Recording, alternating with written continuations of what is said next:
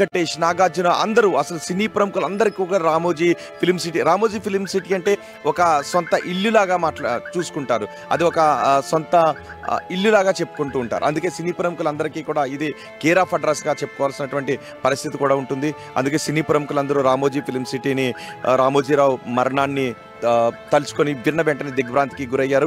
ఇప్పుడే ప్రముఖుల రాక కూడా మొదలైంది.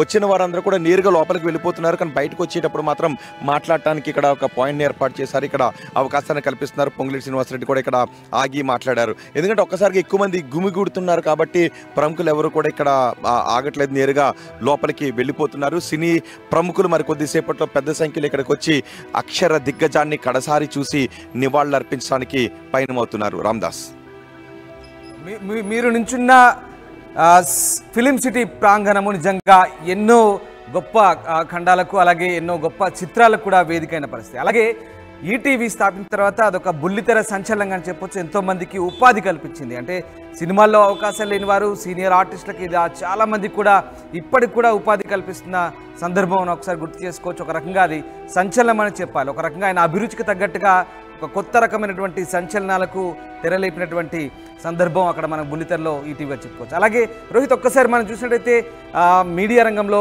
ప్రధానంగా భాషకున్న ప్రాధాన్యత, తెలుగు భాషకున్న ప్రాధాన్యత, అలాగే కొంత అభ్యంతరకరమైనటువంటి పదాల తొలగింపు కావచ్చు, ఇలాంటి వాటి విషయంలో చాలా ఖచ్చితమైనటువంటి వ్యవహార శైలి ఉండేది రామోజీరావు అనే సందర్భం మనకు మీడియాలో పనిచేస్తున్న వ్యక్తులుగా చాలా మనం నేర్చుకోదగ్గ అంశాలు. ఈ రకంగా చూస్తే రోహిత్, నిజంగా ఏ రకమైనటువంటి ఇంపాక్ట్ ఉంది? నిజంగా వేలాది మందిని జర్నలిస్టులు తయారు చేసినటువంటి రామోజీరావు ఇవాళ ఆ రకమైనటువంటి ప్రభావం మీడియా రంగంపై చాలా స్పష్టంగా కనిపిస్తుంది అనుకోవచ్చా మనకు?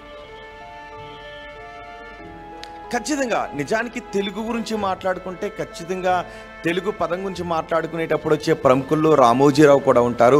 ఎందుకంటే ఈనాడు వార్తాపత్రికలో అచ్చ తెలుగు మనకి కనిపిస్తుంది.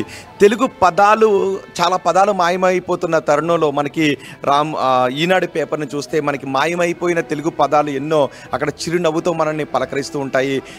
తెలుగు పదాలకు అంత ప్రాముఖ్యతనిస్తారు, తెలుగు భాషకు అంత ప్రాముఖ్యతనిస్తారు.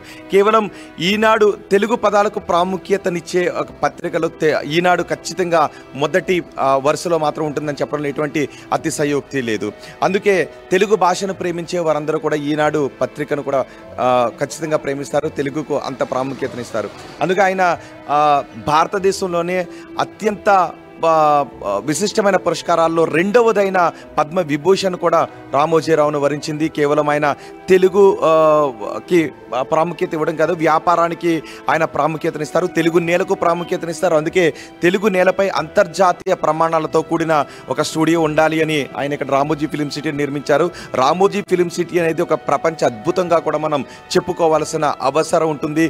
ఎంతోమంది పర్యాటకులు, కేవలం షూటింగ్లు మాత్రమే కాదు, నిత్యం ఎంతోమంది వేలాది మంది పర్యాటకులు ఇక్కడికి వచ్చి రామోజీ ఫిలిం సిటీలో ప్రకృతి అందాలు మనకి ఇక్కడ కనిపిస్తుంటాయి, సినిమా షూటింగ్లు కనిపిస్తుంటాయి, పెద్ద పెద్ద సెట్టింగ్లు మనకి కనిపిస్తాయి. సో ఇవన్నీ వాళ్ళు చూసి రామోజీ ఫిలిం సిటీలో చూసి ఎంజాయ్ చేసి మరీ వెళ్తారు. విదేశాల నుంచి కూడా రామోజీ ఫిలిం సిటీకి వచ్చి రామోజీ ఫిలిం సిటీని చూసి మరీ వెళ్తారు. రామోజీ ఫిలిం సిటీని చూడటానికి కూడా ఇక్కడికి విదేశాల నుంచి ఇక్కడికి వస్తారంటలో ఎటువంటి అతిశయోక్తి లేదు. హైదరాబాద్ వచ్చిన వాళ్ళు ఖచ్చితంగా రామోజీ ఫిలిం సిటీ, అటు గోల్కొండ ఇటు చార్మినార్ని ఎలాగైతే ఖచ్చితంగా చూడాలని అనుకుంటారో రామోజీ ఫిలిం సిటీని కూడా అలాగే ఖచ్చితంగా చూడాలని అనుకుంటారు. ఒక్కసారైనా ప్రతి ఒక్కరు కూడా తెలుగు రాష్ట్రాల్లో అందరూ ఒక్కసారైనా రామోజీ ఫిలిం సిటీని సందర్శించాలి అని ఖచ్చితంగా అనుకుంటారు. అందుకే ఈనాడు అనే పదంతో తెలుగు గుండెకు ఎంతో అనుబంధం ఉంది.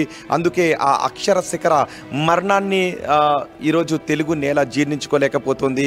ఆ వ్యాపార దిగ్గజం పొడమి ఒడిలో శాశ్వత నిద్రలోకి వెళ్ళిపోతుంది. ఆయన ఎంతోమంది పాత్రికేయులను, ఎన్నో విలువలతో కూడిన పాత్రికేయులను ఆయన తయారు చేసి సమాజంలోకి పంపించారు. అందుకే ఆ పాత్రికేయులు అందరూ కూడా ఈరోజు పాత్రికేయులు అందరూ కూడా కన్నీరు పెడుతున్నారు. సినీ రంగానికి చెందిన ప్రముఖులు కన్నీరు పెడుతున్నారు, వ్యాపార రంగానికి చెందిన ప్రముఖులు కన్నీరు పెడుతున్నారు. అంటే ఆయన ఆయా రంగాలకు చేసిన సేవను, ఆయా రంగాల్లో ఆయన చేసిన కృషిని మనం అర్థం చేసుకోవచ్చు. ఏదైనా ఒక వ్యాపార సంస్థను స్థాపించారు అంటే, ఆయన ఒక వ్యాపార రంగంలో అడుగు పెట్టారు అంటే అది అత్యున్నత శిఖరానికి చేరాల్సిందే. ఒక ఇంగ్లీష్ పత్రికను మాత్రం ఆయన ప్రారంభించారు, అది ఒక్కటే ఆయన ఫెయిల్యూర్గా మనం చెప్పుకోవాల్సి చేయాల్సి ఉంటుంది. తర్వాత దాన్ని క్లోజ్ చేశారు. ఆ తర్వాత ఆయన స్థాపించిన ఏ వ్యాపార సామ్రాజ్యం కూడా నష్టాల్లో లేదు. కొన్ని మార్గదర్శికి సంబంధించి కొన్ని వివాదాలు ఉన్నప్పటికీ, అఫ్కోర్స్ రాజకీయపరమైనటువంటి విభేదాలు ఉన్నప్పటికీ ఏ ఒక్కరు కూడా దాంట్లో డిపాజిట్ చేసిన వాళ్ళు కావచ్చు, చిట్ ఫండ్స్లో సభ్యులుగా ఉన్న వాళ్ళు కావచ్చు, ఏ ఒక్కరు కూడా ఫిర్యాదులు చేయలేదు అంటేనే ఆయనపై ఉన్నటువంటి నమ్మకాన్ని అర్థం చేసుకోవచ్చు. రామోజీరావు అంటే ఒక నమ్మకం అనే ముద్రను ఆయన తెలుగు ప్రజల్లో వేయగలిగారు. ఆయన వ్యాపారాలకు సంబంధించి కొన్ని విభేదాలు ఉన్నప్పటికీ అవి రాజకీయపరమైన